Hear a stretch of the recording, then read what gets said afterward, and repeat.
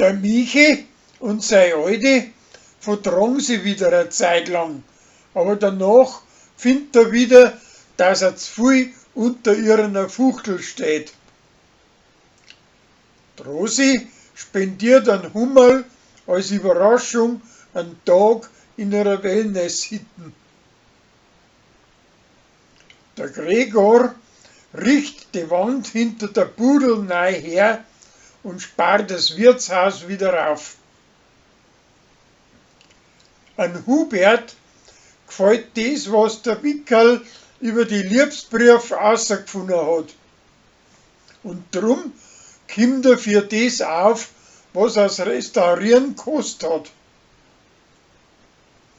Für das kriegt der Wickerl nachher von der preußischen Apothekerin ein Bussal aufs Mai. Ein Till, sein preußische Gspusi, hat in ihm seiner Westen ein Tampon vergessen. Und das ist ihrer ungut. Er sagt aber, dass ihm das wurscht ist. Danach find's in seiner Joppen ein Pariser und wird rechts wieder. Schließlich stellt sie nachher außer, dass alle zwei noch nie mit jemandem gestopft haben. Der Sophia, sein preußischer Alter, kommt nicht damit zurecht, dass er kein Bauer mehr ist, sondern gerade nur ein Bauernknecht.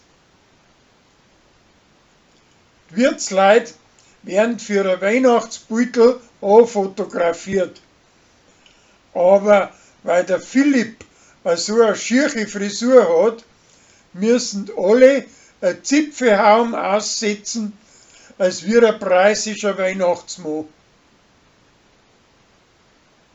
Das Bärli schenkt seiner Alten einen Gutschein für eine Massage und einen für Ratschläge, was für eine Farbtasierer steht.